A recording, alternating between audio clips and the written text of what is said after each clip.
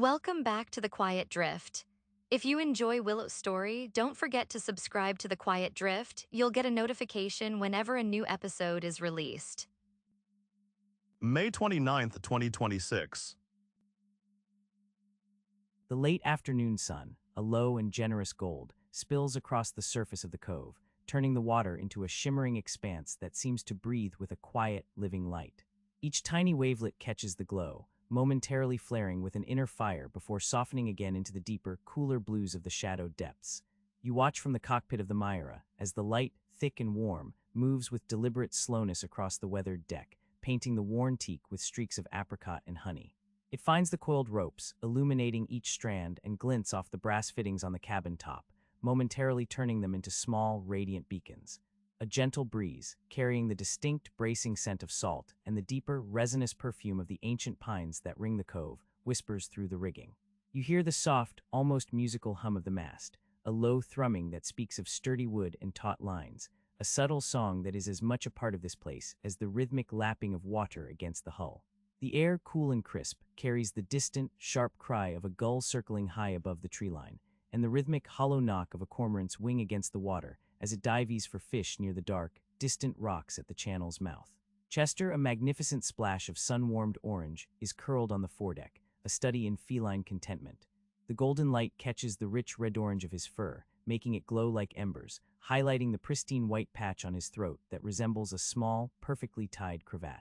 He is utterly still, a soft, purring mound of warmth, his eyes, narrowed to slits, occasionally flickering open to observe the subtle dance of light on the water before drifting closed again in blissful repose. The gentle rise and fall of his breathing is a quiet rhythm against the larger, softer rhythms of the cove.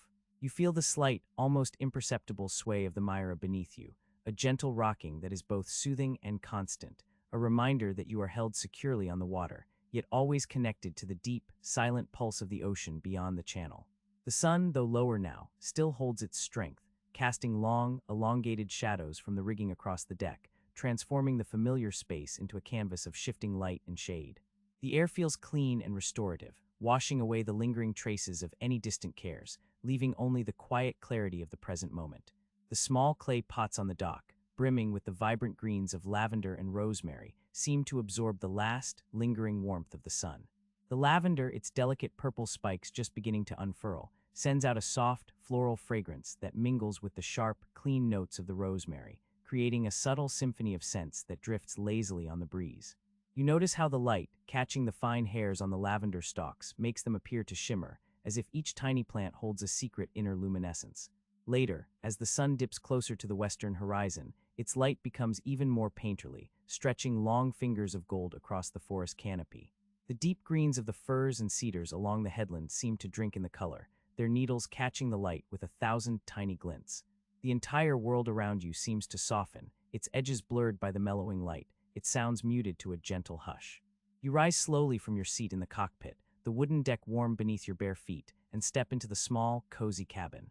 The interior of the Myra, with its varnished teak and warm, inviting glow, feels like an embrace. The oil lamps, still unlit, catch the last reflections of the exterior light, their brass hooks gleaming softly. You notice the small ceramic dishes with their delicate blue flowers, stacked neatly in the galley, and the polished copper pots hanging above the small propane stove. Everything has its place, a sense of order and quiet purpose pervading the small space. Your eye falls upon the small wooden box of painting supplies, tucked carefully on a shelf near the forward berth. You remember the luminous green of the moss you had seen yesterday, clinging to the damp rocks near the channel, a vibrant, almost otherworldly shade that had captured your imagination. You had promised yourself you would try to capture its essence with your smallest brush, to translate that fleeting brilliance onto paper. The memory brings a quiet smile to your lips. You retrieve the box, its smooth wood cool beneath your fingertips, and carry it back into the cockpit, where the light still holds its golden dominion. Settling back into your seat, you open the lid, revealing the neat rows of watercolor tubes, the slender brushes, and the small, blank canvases waiting patiently. The scent of linseed oil and pigment, subtle and earthy, rises from the box, a familiar and comforting aroma. You select a small canvas, no larger than your hand, and arrange your brushes. The smallest one, with its fine, delicate point, feels precise and capable in your fingers. You squeeze a tiny bead of viridian green onto your palette, then a touch of sap green, and finally, a whisper of yellow ochre, observing how the colors in their concentrated form hold so much potential. You begin to mix, adding just a drop of water, watching the pigments bloom and merge, seeking that elusive, luminous hue you remembered. The light, though fading, is still strong enough to illuminate your work, allowing you to discern the subtle shifts in tone.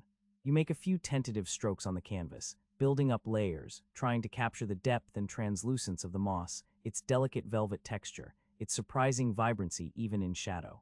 It is a slow, meditative process, one that requires focus and a quiet surrender to the present moment. You lose yourself in the dance of color and water, the delicate balance between control and letting the pigment flow where it will. The gentle rocking of the myra, the soft whisper of the wind, the distant cries of gulls, all these sounds recede, becoming a soft, ambient hum in the background as your world narrows to the canvas and the intricate task before you. You find yourself experimenting, pushing the boundaries of the color, trying to replicate the way the light had seemed to penetrate the moss, making it glow from within. It is not simply green. It is a green imbued with the light itself, a living, breathing emerald. You add a touch more yellow, then a hint of cerulean blue, seeking that perfect, delicate balance. After a while, you lean back, holding the small canvas at arm's length, assessing your work. The moss on the paper does not quite possess the same ethereal glow as the memory, but it holds a certain quiet beauty, a suggestion of the vibrant life you had witnessed. It is a beginning, a first attempt, and you feel a quiet satisfaction in the act of creation itself. Chester, roused from his nap by your stillness, stretches languidly, a long, elegant arch of his back, before hopping lightly from the foredeck to the cockpit. He pads silently across the deck, his tail held high, and nudges your hand with his head, his purr a rumbling vibration against your palm. You reach out to stroke his soft fur, feeling the warmth of his body, the gentle kneading of his paws. His presence is a comforting anchor, a quiet companion in this solitary world. As the sun finally dips below the horizon, painting the western sky with streaky hues of lavender and rose, the golden light in the cove begins to fade, giving way to the softer, cooler light of dusk. The air grows sharper, carrying the fresh scent of the approaching evening. The oil lamps inside the cabin now seem to beckon, their unlit wicks promising warmth and illumination. You carefully clean your brushes, swirling them in a small pot of water until the pigments are washed away, then gently reshape their bristles. The canvas, still slightly damp, you place on a small ledge to dry, its colors softening in the diminishing light. The small discovery of the moss, and the quiet act of trying to capture it, has filled the afternoon with a gentle sense of purpose. You watch as the last vestiges of light drain from the sky, leaving behind a deep, velvety blue. The first stars begin to prick through the darkening canvas above, faint pinpricks of light in the vast expanse. The sounds of the cove deepen as night approaches, the more pronounced lapping of water against the hull, the distant hoot of an owl from the forest, the low, steady sigh of the wind through the trees. A sense of profound peace settles over you, a quiet gratitude for this small, contained world. The Myra, your floating home, feels safe and secure, a haven against the encroaching darkness. You notice the way the water now reflects the deepening sky, a mirror of indigo and charcoal, broken only by the occasional ripple. You wonder if Walter, in his stone cottage high on the headland, is watching the same stars emerge, if he too feels this quiet pull of the evening. You think of his slow, knowing smile, his few carefully chosen words. There are so many unanswered questions about this place, about the whispers of whoever was here before, about the subtle, almost imperceptible history that seems to cling to the very air of the cove. Tonight, as the darkness gathers, Willow will light the oil lamps, their soft glow chasing away the shadows in the cabin. She will prepare a simple meal, the aroma of herbs and simmering food filling the small space. And as she sits in the quiet warmth, perhaps she will find herself looking again at the small painting of the moss, wondering if tomorrow, with fresh eyes, she might see a different shade, a new luminescence waiting to be coaxed from her brush. The afternoon light, though still bright, begins its slow descent, softening the edges of the world outside the Myra. You watch as Willow's hands move with a familiar rhythm, a quiet ballet of small, purposeful actions that fill the stillness of the late day.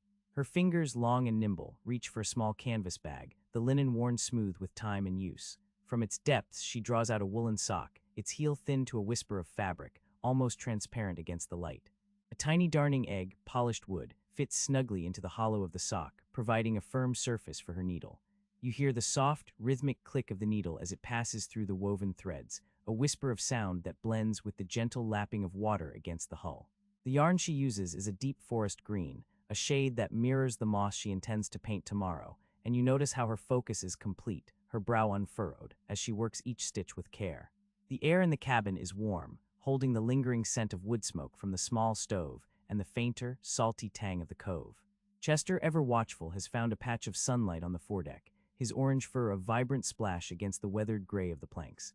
He lies stretched out, one paw tucked beneath his chin, his eyes half closed in a state of contented vigilance, occasionally twitching an ear at the distant call of a gull. You can feel the boat's gentle sway beneath you, a constant, soothing motion that is almost imperceptible, yet always present. When the last stitch is secured and the woolen yarn neatly trimmed, Willow folds the mended sock and places it back in the bag. Her hands then turn to a coil of rope, a length of anchor line that had seen recent use. She begins to recoil it, her fingers finding the natural lay of the strands, smoothing out any kinks or twists. The rope is rough against her skin, smelling faintly of salt and damp earth, and you watch the practiced grace of her movements, each turn of the coil deliberate and unhurried. The finished coil, a perfect spiral, is then hung on a brass hook near the companionway, ready for its next purpose. The sun dips lower, painting the western sky in hues of soft gold and rose. Shadows lengthen, stretching across the water and up the forested slopes of the headland. The air begins to cool, carrying with it the fresh, clean scent of pine and damp earth from the forest. A faint breeze rustles through the leaves on shore, a soft sigh that is barely audible above the gentle murmur of the cove. Next, her attention shifts to the small galley. From a basket hanging above the counter, she selects a few firm potatoes, their skins still bearing traces of earth.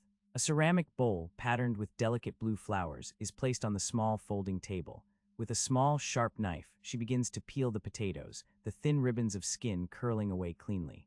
The rhythmic scrape of the knife against the potato, the soft thud as each peeled vegetable drops into the bowl, creates a quiet melody in the cabin. She hums a low, wordless tune as she works, a sound as soft and unhurried as the movements of her hands. As she finishes preparing the potatoes, she glances toward the cast-iron stove. Its black surface is still warm to the touch, radiating a comforting heat. She opens the small door, peering inside at the glowing embers, a fiery heart in the dimming light. With a small, blackened poker, she gently stirs the coals, coaxing a few new flames to dance. The scent of wood smoke, rich and earthy, strengthens for a moment, then mellows, blending into the quiet air of the cabin. She adds a small piece of seasoned kindling, carefully placing it among the embers, ensuring the fire will hold its warmth as the evening progresses. The soft crackle of the kindling catching fire is a welcome sound, a promise of warmth against the encroaching cool of the night. Leaving the galley for a moment, Willow steps out onto the deck. The light has deepened to a twilight blue, and the air is noticeably cooler. She moves toward the stern, where two clay pots sit on the weathered dock planks.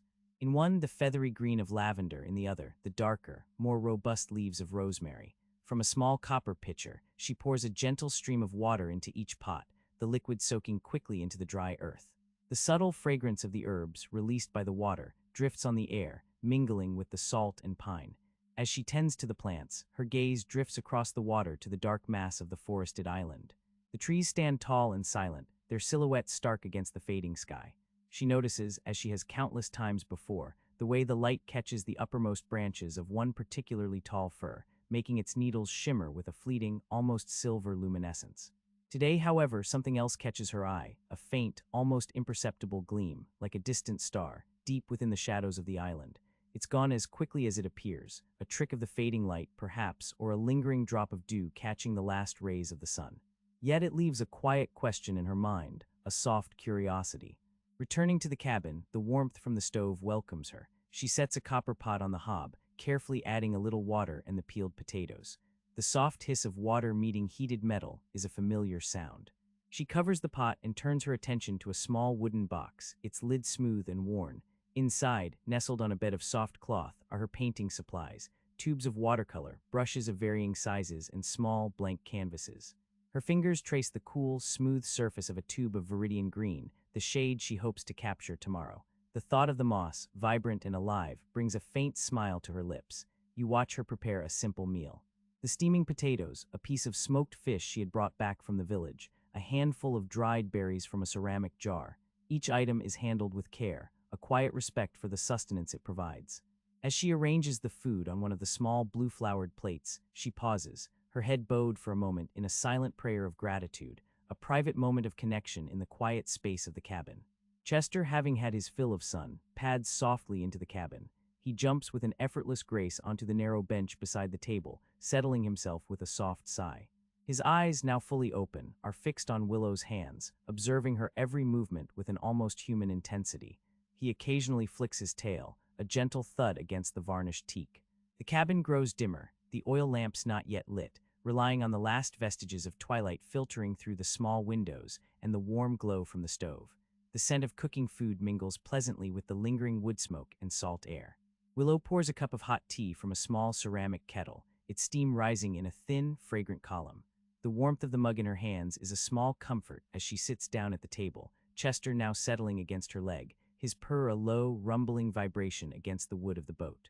She picks up a small, smooth piece of driftwood from a bowl on the table, turning it over in her fingers. It's a piece she has held many times, its shape familiar and comforting. But tonight, as the last of the natural light fades and the stove's glow becomes the dominant illumination, she notices a faint pattern in its grain she hadn't truly seen before, a series of interlocking curves, almost like tiny, forgotten waves etched into the wood itself. It's a detail so subtle, so easily overlooked, yet in this quiet moment, it holds her attention, a tiny discovery in a world of familiar things. The Myra creaks softly, a gentle sigh of wood and rope settling deeper into the water as the tide begins its slow turn. The rhythmic lapping against the hull grows slightly more pronounced, a lullaby from the sea. Outside, the night deepens. The air is still, save for the distant cry of an owl from the forest, a mournful, solitary sound that only emphasizes the profound quiet of the cove. Willow takes a slow sip of her tea, its warmth spreading through her. The small light on the island, or what she thought was a light, returns to her mind. Was it merely a trick of the eye or something more? The question is not urgent, not demanding, but it hovers, a wisp of gentle curiosity in the peaceful evening. She decides she will ask Walter about it tomorrow, a quiet thread to carry into the promise of a new day.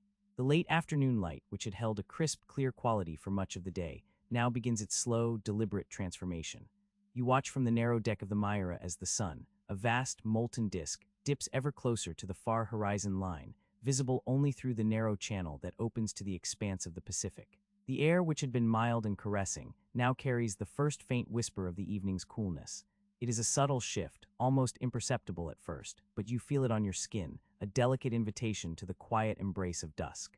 The world seems to hold its breath, painted in hues that deepen and soften with each passing moment. The gold of the sun, rich and vibrant, spills across the water, turning the gentle ripples of the cove into a tapestry of shimmering bronze. Each wavelet catches the light, reflecting it upwards in 1,000 tiny winks, a brief, dazzling display that seems to dance just for your eyes.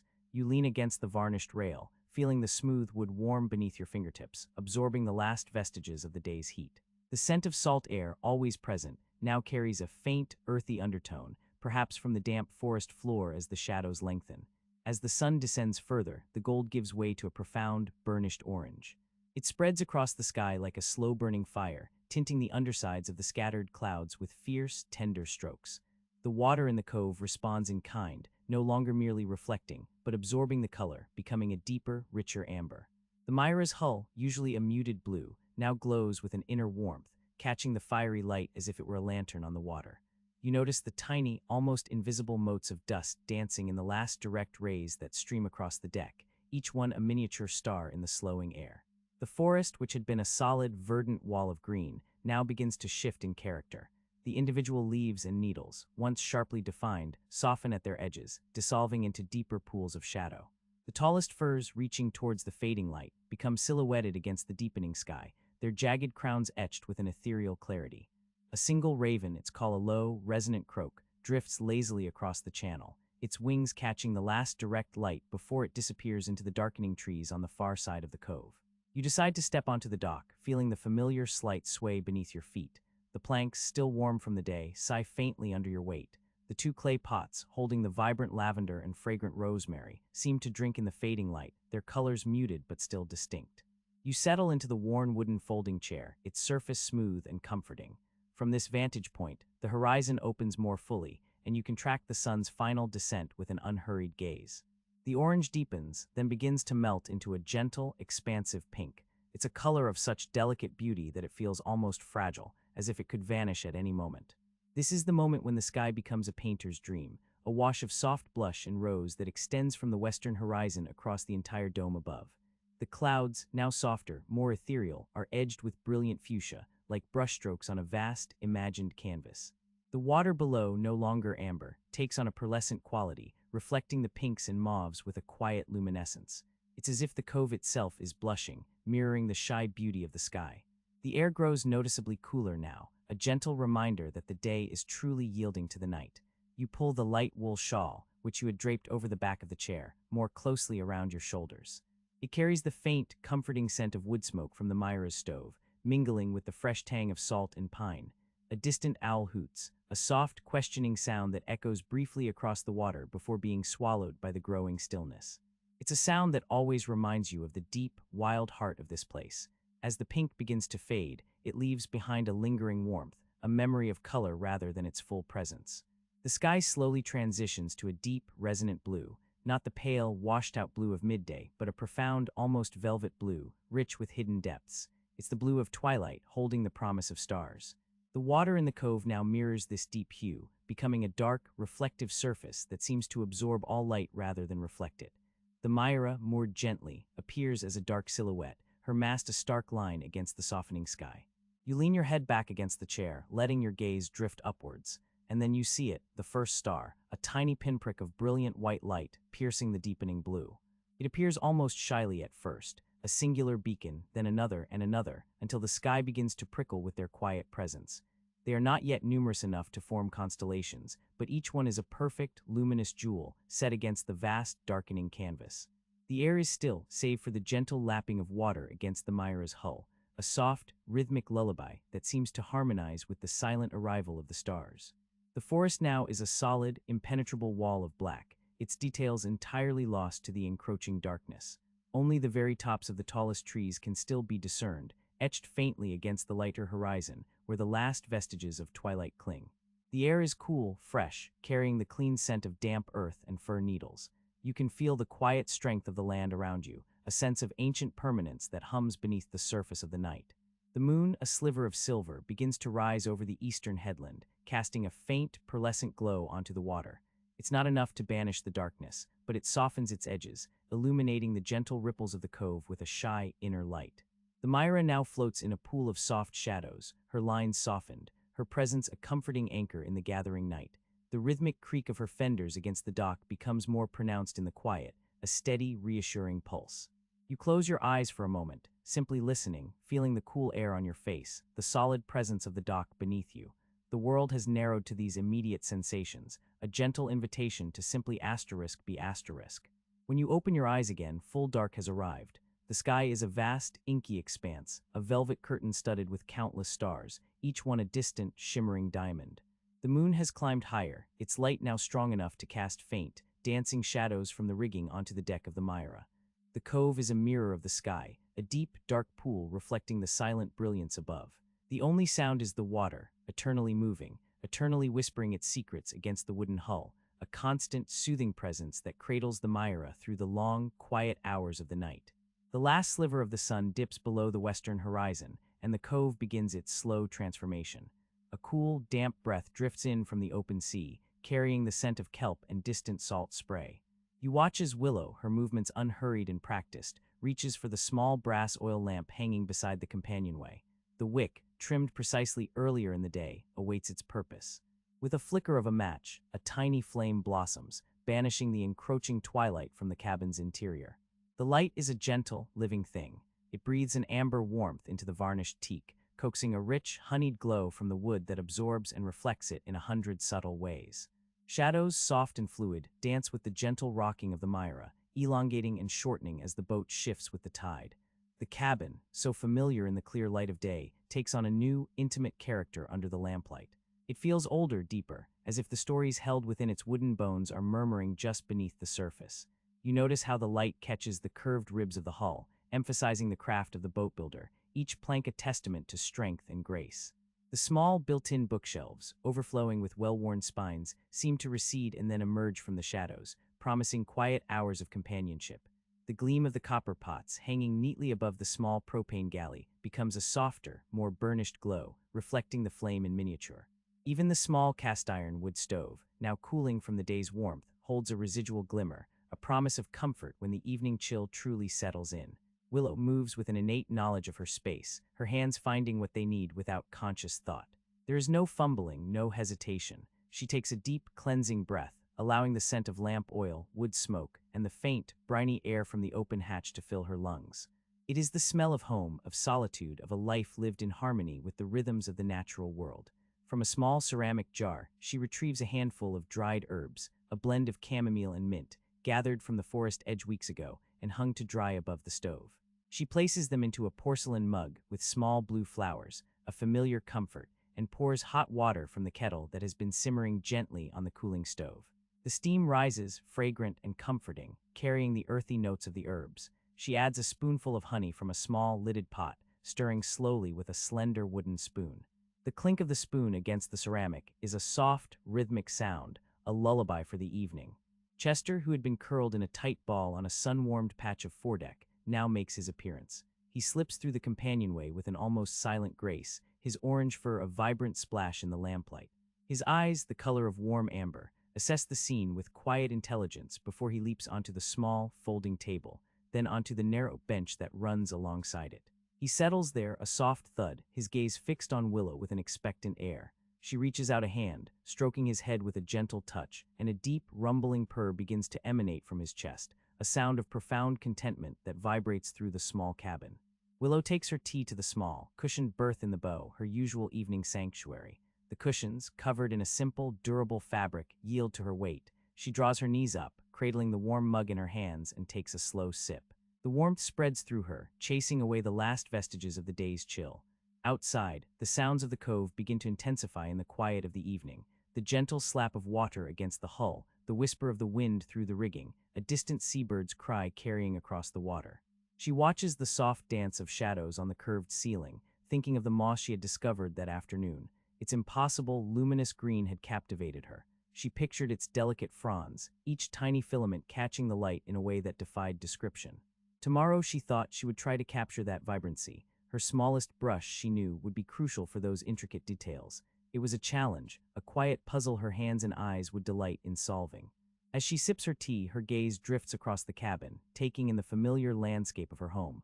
Her eyes rest on the built-in bookshelves. She'd spent countless hours here, lost in stories, in histories, in the quiet wisdom of others.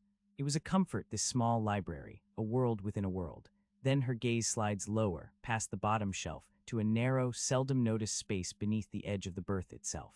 It's where she keeps a few things that don't quite fit anywhere else: spare ropes, a small toolkit, things that are needed infrequently. But tonight, something else catches her eye. It's a rolled chart tucked snugly into the furthest corner, almost entirely out of sight. She knows it's there. She's seen it before, a faint bulge in the shadows. But tonight, for some reason, its presence feels more pronounced, more insistent. She hasn't touched it since she found it, shortly after she first arrived in the cove. She remembers pulling it out once, feeling the thick, aged paper under her fingers, seeing the faint, intricate lines of some unfamiliar coast. But she'd rolled it back up, a quiet decision to leave it undisturbed for a later time, or perhaps never. What draws her attention now are the small pencil crosses. She remembers seeing them then, too. Tiny, precise marks scattered across the unknown landmass. They are not like the navigational marks she is familiar with, not indicating depths or hazards or anchorages. These are different. They seem to mark specific spots, perhaps places of interest, or even, she muses, places visited. A subtle curiosity stirs within her, a quiet ripple in the calm surface of her evening. Who made those marks?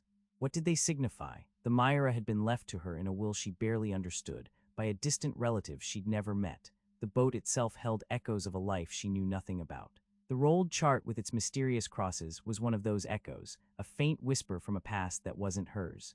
She reaches out a hand, almost unconsciously, towards the edge of the berth, her fingertips brushing against the cool wood.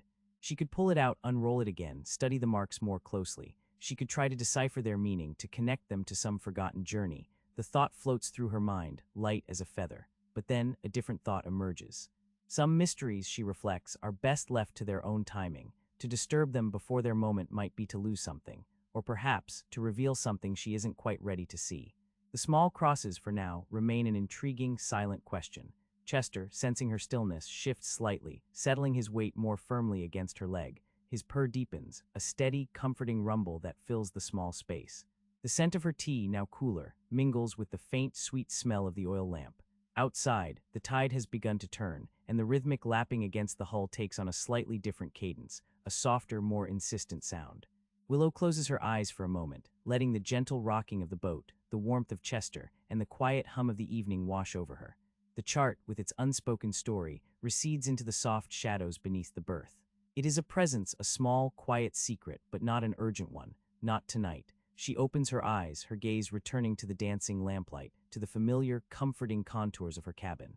The small blue flowers on her ceramic mug seem to bloom in the warm glow. She thinks of the quiet path she walks to Walter's cottage, the way the light filters through the ancient trees, the smell of damp earth and pine needles. She thinks of the small island in the middle of the cove, a silent guardian, always there. The world within the Myra narrows to the circle of lamplight, to the soft weight of Chester, to the rhythmic sound of water against wood. The quiet questions of the chart of the past remain unanswered, a gentle current beneath the surface of her thoughts. But for now, they are simply part of the rich tapestry of her days, another thread in the quiet drift of her life. The lamplight casts a warm, soft glow across the cabin, painting the varnished teak a deep honey. Outside, the world has dissolved into a tapestry of deeper shadows and hushed sounds. You watch as the small flame of the oil lamp dances gently, its light catching the intricate grain of the wood panels that line the hull. The air within the cabin is still and carries the faint, comforting scent of beeswax and the lingering aroma of the tea you just finished. You rise from the small, folding table, your movements unhurried, a quiet rhythm to your evening. Chester, who had been curled in a tight ball on the edge of your berth, stretches languidly, unfolding his orange form with a soft sigh before resettling himself, one ear twitching in the direction of the gentle creaks and groans of the boat. The Myra breathes around you, a living thing in the darkness. You can hear the soft, rhythmic lapping of water against her wooden hull, a sound as old as the sea itself. It's a constant lullaby, a whisper of the vastness that lies just beyond the narrow channel. The tide is turning, and the water's murmur seems to deepen, its voice a little more resonant as it flows against the dock pilings and the smooth curve of the Myra's sides. You move toward the companionway, the opening that leads up to the deck. With a soft click, you unlatch the wooden doors, a sliver of cool, damp air immediately finding its way into the warmth of the cabin. The night air carries the unmistakable scent of the ocean's salt and kelp and the damp earth of the surrounding forest. It's a scent that has become as familiar as the air you breathe, a comforting embrace that tells you precisely where you are. Stepping out onto the small, wooden deck, you pause, allowing your eyes to adjust to the profound darkness. The lamplight from within the cabin casts a small, golden rectangle onto the deck, illuminating the well-worn planks beneath your bare feet. The wood feels cool and slightly damp against your skin, a testament to the heavy dew that has begun to settle. Above you, the sky is a breathtaking expanse of velvet black, studded with an impossible number of stars. They glimmer and sparkle with an intensity rarely seen in places touched by artificial light, each one a tiny, brilliant pinprick in the vast canvas of the cosmos. You tilt your head back, watching them, feeling a familiar sense of wonder unfurl within you. They seem so close, so clear, as if you could reach out and pluck them from their celestial moorings. Looking out across the cove, the water is a mirror reflecting this celestial display. The stars are duplicated below, shimmering on the dark surface, making it difficult to discern where the water ends and the sky begins. The dark shape of the island, a hulking presence usually so clear in the daylight, is now just a deeper shadow against the slightly lighter horizon. It feels more remote, more mysterious in the night, a silent sentinel guarding the entrance to the open sea.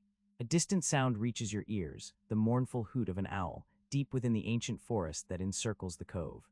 It's a sound that perfectly suits the quiet grandeur of the night, a wild, untamed voice echoing through the stillness.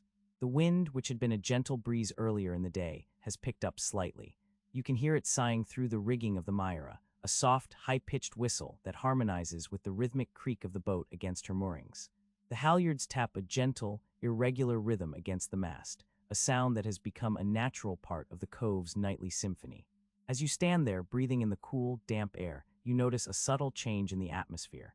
A delicate veil seems to be descending, softening the edges of the distant trees and blurring the reflections on the water.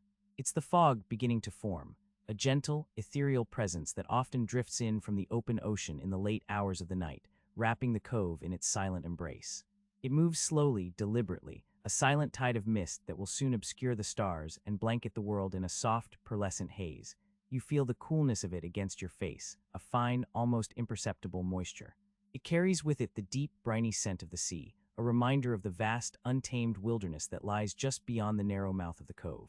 There is a profound sense of peace in this moment, standing on the deck of the Myra, surrounded by the immensity of the night, the quiet sounds of the natural world, and the slow, deliberate approach of the fog. This is your life now, this small boat, this sheltered cove, this rhythm of tides and stars and the slow turning of the seasons.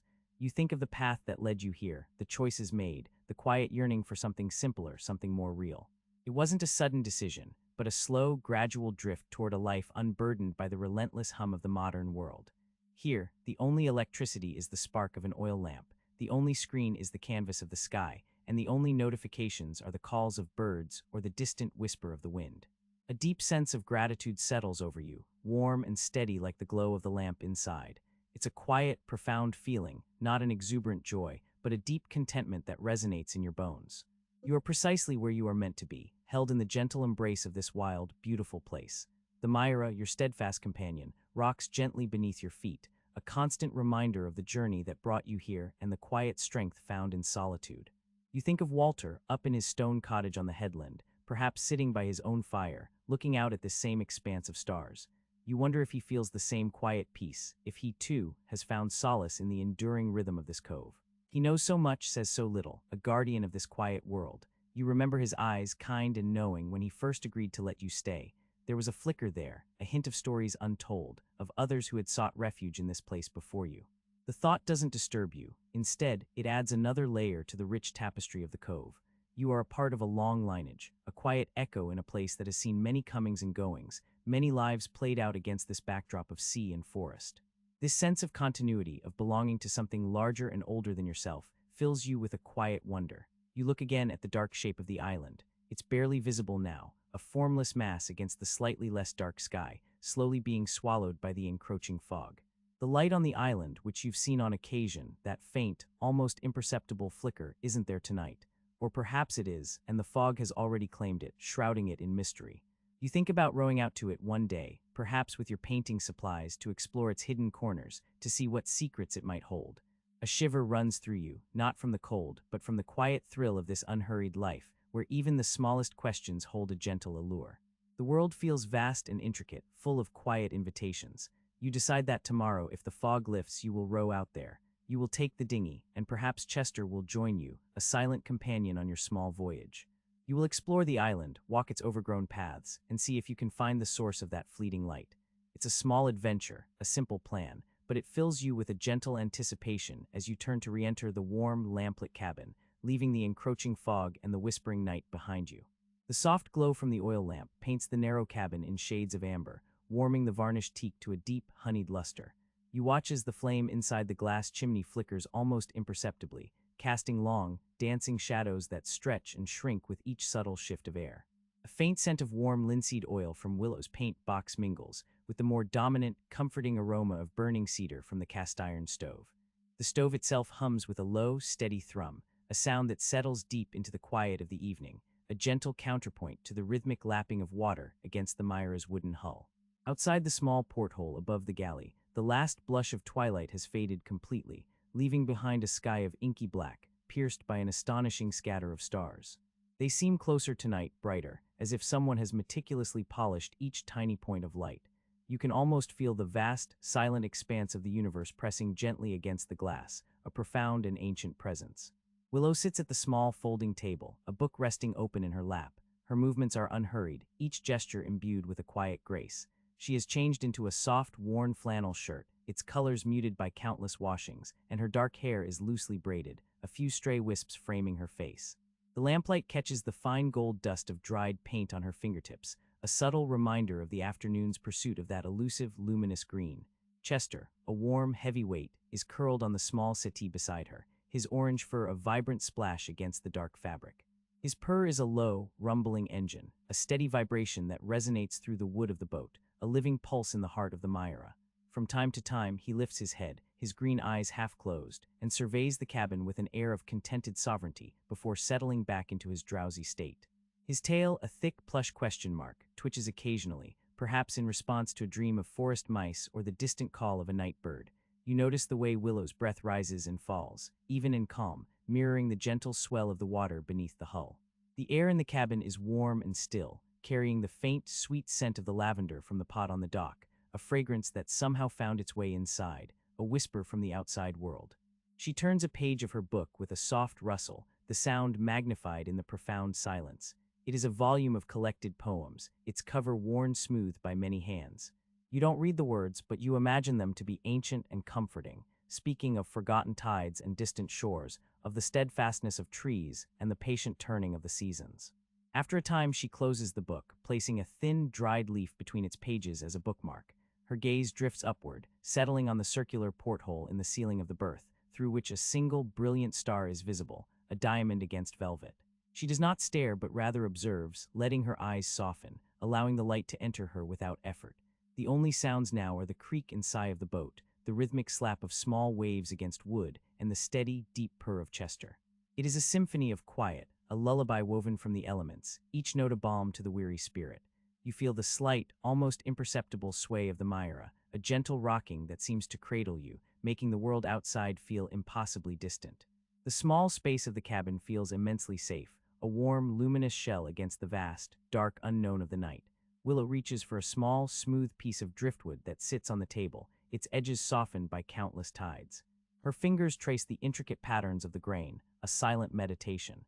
She has a way of finding beauty in these simple, discarded things, seeing the story held within their weathered forms. Earlier, as the sun dipped below the distant horizon, painting the sky in fiery oranges and purples, Walter had stopped by the dock. He hadn't stayed long, just long enough to drop off a small basket of freshly picked wild strawberries, their fragrance a burst of summer in the cooling air.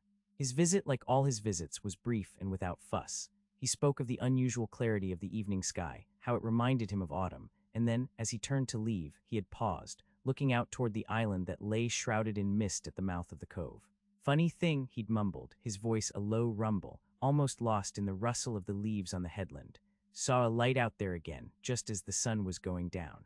Faint, just a flicker, but it was there." He hadn't elaborated, merely shrugged his shoulders, a slight, knowing smile playing on his lips, before continuing his slow ascent up the path to his cottage. Now, as Willow sits, the image of that flickering light returns to her mind. It wasn't the first time Walter had mentioned it. Sometimes, late at night, when the moon was new and the darkness absolute, she too had glimpsed it, a small, fleeting pinpoint of warmth in the vast, cold expanse of the island. It was never a steady glow, never a beacon, but more like the brief, shy flash of a firefly, or perhaps a reflection, quickly gone. She remembers the first time she saw it, months ago, startling her from a deep sleep. She had risen from her berth, peering through the porthole, convinced her imagination was playing tricks. But then there it was again, a tiny spark, winking into existence and then vanishing, leaving only the profound darkness of the island in its wake. The island itself is uninhabited, a rugged, forested landmass that guards the entrance to the cove. She has rowed the dinghy to its shores many times, exploring its ancient trails, its silent coves, its rocky beaches. She has never found any sign of human habitation, no weathered cabin, no ancient fire pit, no path other than those made by deer in time. Yet Walter's casual mention and her own occasional sightings leaves a quiet question lingering in the air, like the scent of wood smoke on a still night. She doesn't dwell on it, not actively. It's not a mystery that demands solving, not a puzzle to be unraveled with urgent haste. Instead, it is a soft, intriguing thread woven into the fabric of this quiet life. It is the kind of question that settles in the back of the mind, surfacing gently in moments of stillness, like a smooth stone discovered at the bottom of a clear stream. It adds a subtle layer of wonder to the familiar landscape, a hint of something unseen, something ancient, just beyond the reach of her understanding. The faint echo of Walter's words, "whoever was here before," also surfaces. He says it rarely, almost as an aside, never explaining who whoever might be or what their presence implied.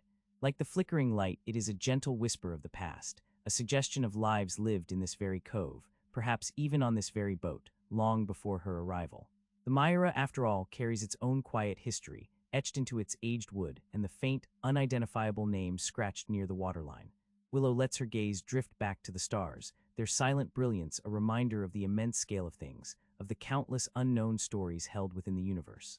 The island light, Walter's quiet words, the Myra's hidden past, they are all part of this larger tapestry, threads that add richness and depth to the simple, daily rhythm of her life here. She takes a slow, deep breath, filling her lungs with the warm, cedar-scented air. A profound sense of peace settles over her, a quiet gratitude for this moment, for the simple act of being. The silence is not empty, but full, brimming with the sounds of the night, the warmth of the fire, the steady presence of Chester, and the subtle, intriguing mysteries that occasionally drift to the surface. Chester stretches, a long, languid movement that ends with a soft yawn, revealing a pink tongue and tiny, sharp teeth. He then recurls himself, tucking his head under his paw, his purr continuing its low, steady thrum. Willow closes her eyes for a moment, letting the gentle rocking of the boat lull her. She knows that tomorrow, the light on the island might appear again, or it might not. Walter might speak of whoever was here before again, or he might not. These questions are not urgent, not demanding of immediate answers. They are simply part of the quiet drift, part of the gentle unfolding of life in this sheltered cove. They are threads that she will carry into her sleep, not as worries, but as soft, intriguing companions. She opens her eyes, a faint smile playing on her lips. She reaches out a hand and gently strokes Chester's soft fur, feeling the warmth of his body, the steady vibration of his purr beneath her fingers. The lamp flickers once, almost imperceptibly, and then settles back into its steady glow. The cabin is warm, the night is deep, and the stars continue their silent, ancient watch. All is well, and the world outside, with its many quiet mysteries, waits patiently for the dawn. The last light of the fading day has long since melted into the deep indigo of night. Now even that indigo has deepened, softened, and grown velvety. The world outside the small portholes of the Myra seems to hold its breath, hushed by the slow descent of a summer night fog. It drifts in from the channel, a soft, ethereal veil that smooths the edges of the forest, mutes the distant call of a solitary owl, and wraps the cove in a profound, almost liquid silence. You feel this stillness not as an absence, but as a presence. It has its own weight, its own texture. It presses gently against the hull, a soft embrace that seems to deepen the resonance of every small sound within the boat. The water, which earlier whispered and lapped against the planks, is now almost motionless, a dark mirror reflecting the faint, hazy glow of the oil lamp within. Occasionally, a single drop will detach itself from the mooring line and fall, a tiny, perfect chime, into the placid surface below. A cool breath carrying the scent of damp earth and salt drifts through the open hatch, a reminder of the fog's silent advance. You can almost taste the mist on your tongue, a delicate, clean dampness that sharpens the smell of the cedar planks and the faint, sweet scent of the lavender from the pot on the dock. The Myra in this profound quiet seems to sigh. There is a low, almost imperceptible creak from the hull, a gentle settling of wood against wood, a whisper of ropes in the rigging as the air currents above shift almost imperceptibly. These are not sounds that break the silence, but rather sounds that become part of it, woven into its fabric, deepening its texture. They are the quiet exhalations of a boat at rest, a living thing settling into its slumber. Inside, the small cast-iron stove still radiates a comforting, lingering warmth. You watch as Willow, with unhurried movements, banks the fire for the night. She uses a small, blackened poker to nudge the remaining embers, covering them carefully with a layer of ash. This isn't just a practical act. It's a ritual, a quiet promise to the morning that warmth will still be waiting. The last flicker of orange light dances briefly across her face, illuminating the planes of her cheekbones, the soft curve of her lips, before dimming, leaving only the steady, golden glow of the oil lamp. The scent of wood smoke, so robust earlier in the evening, has softened now, becoming a subtle, earthy undertone to the air. It mixes with the faint aroma of the tea she drank earlier, the lingering sweetness of the honey, and the deeper, grounding scent of old wood. You notice the quiet efficiency of her hands as she moves through the small cabin. There is no wasted motion, no rush. Each action is deliberate, thoughtful. She folds the woolen blanket that was draped over the small folding table, smoothing out the creases with a tender touch. She places her book, a worn copy of poems, carefully on the small shelf above her berth, its spine facing outwards like a silent promise of stories yet to unfold. The ceramic mug with its small blue flowers is rinsed and placed gently in the dish rack, its surface still warm from the hot water. Her movements are a quiet ballet, a series of small, unhurried rituals that mark the closing of the day. She checks the wick of the oil lamp, adjusting it just so, ensuring a steady, even flame that casts long, dancing shadows on the varnished teak walls. The light catches the subtle grain of the wood, bringing out its rich, warm tones, making the small cabin feel even more like a sanctuary. Chester, who had been curled in a tight ball on the small rug near the stove, now uncurls himself with a slow, deliberate stretch. His amber eyes, catching the lamplight, seem to glow with an inner fire.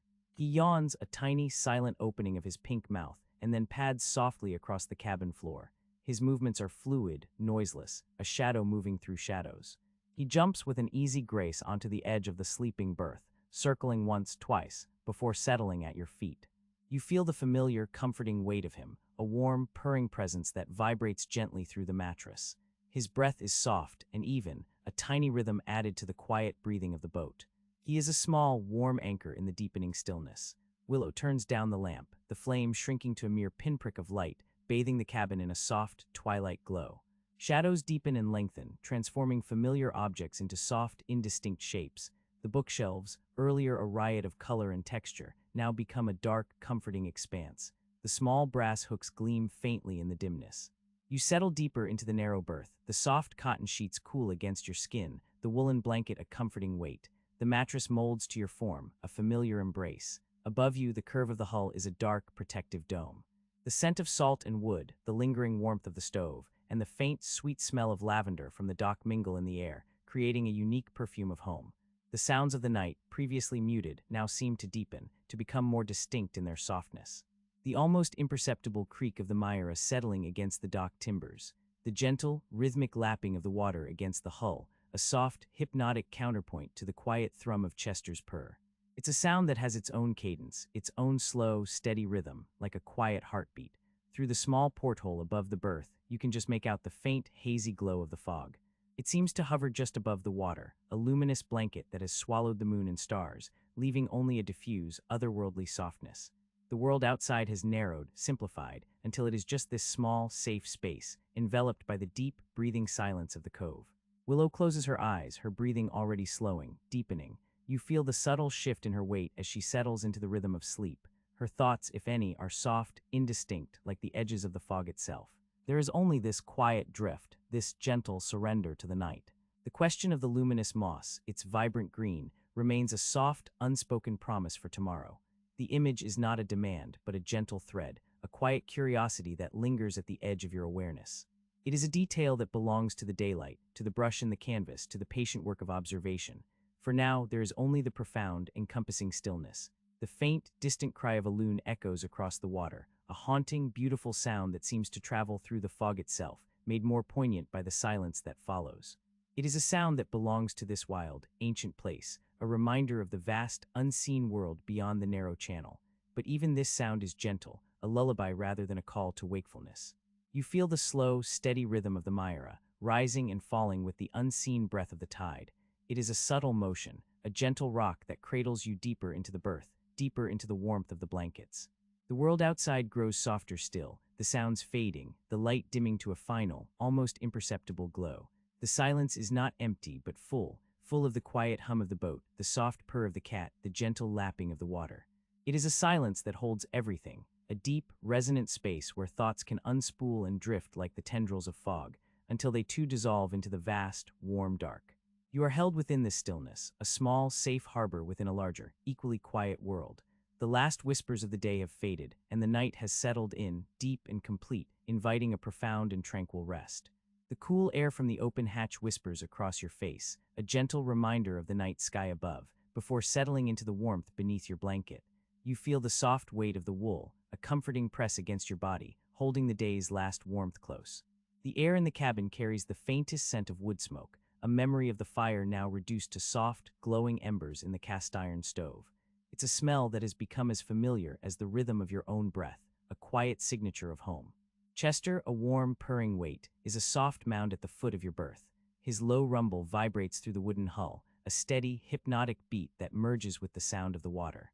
You can hear the gentle lapping against the Myra's wooden planks, a soft, insistent whisper, a lullaby from the sea that cradles the boat. It is a sound that has always been here, long before you arrived, and will be here long after you are gone, a constant in the quiet drift of time. The oil lamp turned low casts a warm, buttery glow across the varnished teak, painting the cabin in soft shadows. The light dances with the gentle sway of the boat, making the shadows stretch and contract like slow, deep breaths. You watch the patterns on the ceiling, the way the light catches the intricate grain of the wood, each swirl and knot a tiny universe unfolding in the dimness. Your eyelids feel heavy, a pleasant weight, as if they too are settling into the quiet rhythm of the night. The scent of salt and pine needles drifts in through the open hatch, a cool, clean breath from the world outside. It mingles with the faint sweetness of the lavender and rosemary from the pots on the dock, a delicate tapestry of aromas that fills the small space. You breathe deeply, slowly, letting the air fill your lungs, feeling a profound sense of peace settle over you. The day's small tasks, the quiet walk through the woods, the gentle wash of the dishes, the slow warmth of the evening meal, they all recede, leaving behind only this moment of quiet, of stillness. The Myra rocks with a barely perceptible motion, a gentle sway that feels like a cradle. You can feel the boat breathing with the tide, a soft lift and fall that becomes an extension of your own breath. The water against the hull sighs, a soft hush, a rhythmic whisper that pulls you deeper into the quiet. Chester's purr is a constant, steady thrum, a warm engine of contentment at your feet. It is a sound that speaks of safety, of warmth, of a world that is deeply, peacefully well. The lamp flickers, a tiny star in the dimness, before its flame shrinks, casting longer, softer shadows. The wood stove, now a dark, silent presence, radiates only the faintest ghost of warmth, a memory of the fire that burned bright earlier. The world outside the small cabin narrows, becoming less defined, less urgent. The distant call of a night bird, a soft, single note, drifts over the water and then is gone, absorbed into the vast quiet. Your mind begins to slow, the edges of thoughts blurring, softening. The small, unhurried actions of the day replay in a gentle loop. The quiet murmur of the kettle on the stove, the scrape of your chair across the dock as you sat watching the gulls, the soft rustle of leaves underfoot on the path to Walter's, the smooth, cool feel of a polished stone found by the water's edge. Each memory is a smooth, worn pebble, held for a moment before dissolving into the greater quiet. The Myra creaks softly, a familiar voice in the night, a reassuring groan of wood and rope. It is the voice of the boat settling, finding its own deep peace. The water laps, laps, laps, a ceaseless, gentle sound. It is always there, the water, always moving, always present. It holds the boat, it holds the dock. It holds the quiet. The light from the lamp diminishes further, a final sigh of illumination before fading into soft, encompassing darkness. You are aware of the dark, but it is a soft, warm dark, a dark that holds you, not one that hides. The stars outside unseen are a silent presence above the cove, their light a quiet promise of a new dawn. But for now there is only the dark, the warmth, the sound of the water, and Chester's soft, steady purr. The world narrows, narrows, to the confines of the berth, to the warmth of the blanket, to the soft weight of Chester. The sounds become fainter, more distant, blending into a single, continuous hum. The gentle rock of the boat is a constant, a rhythmic swaying that pulls you deeper into the quiet. Deeper, deeper. The wood stove is silent now, a dark shape against the wall. The oil lamp is out. The cabin is dark. Only the sounds remain. The water, the water, the water, lapping, whispering, a constant, gentle sound. It is a sound that has always been here in this cove under this sky. You feel the slow, steady rhythm of your own breath, rising and falling, rising and falling. It merges with the gentle rise and fall of the Myra, with the soft sigh of the water against the hull. Everything is breathing, everything is moving, in a slow, deep, quiet dance. Chester's purr is a soft vibration, a warm hum that reaches you through the blanket. It is a sound of peace, of contentment. A small, warm life breathing beside you. The scent of wood smoke lingers, a faint, comforting memory. The salt air, the pine needles. They are whispers now, soft suggestions in the dark. The world outside the berth has receded. The forest, the dock, the distant sound of the sea beyond the channel. They are dreams now, soft images at the edge of your mind. There is only the warmth, the dark, the sound of the water, Chester's purr, the gentle rocking. The gentle rocking, a cradle, a soft, warm cradle, holding you, holding the Myra, holding the night. The images of the day drift like mist, dissolving into the quiet. The luminous green of the moss on the old log, the way it glowed even in the dimming light. You had thought to paint it tomorrow, to capture that impossible, vibrant green. Tomorrow, tomorrow is a soft thought, a quiet promise. A gentle thread, the light on the island, the faint flicker you saw tonight, just as the last of the sun was fading from the sky. It was there and then it wasn't, like a breath held then released, a small, quiet question, not urgent. Just there, you will think of it again tomorrow. Perhaps, or perhaps it will drift away like so many other things into the deep, quiet dark. The water laps, laps, laps, a soft, steady lullaby. The Myra drifts, you drift. Deeper into the quiet, deeper into the dark. The day folds shut, a page turning softly in a book. And as you cross the threshold into sleep, a quiet thought surfaces, a gentle promise for the morning. You will walk to the edge of the channel and look toward the island, just to see if you can see anything different, anything at all. But for now, only the gentle sway, the soft purr, and the vast, peaceful dark. This is the end of today's episode. Did you listen to the whole story? Share your experience in the comments. Don't forget to subscribe to The Quiet Drift. We'll be back tomorrow. Until then.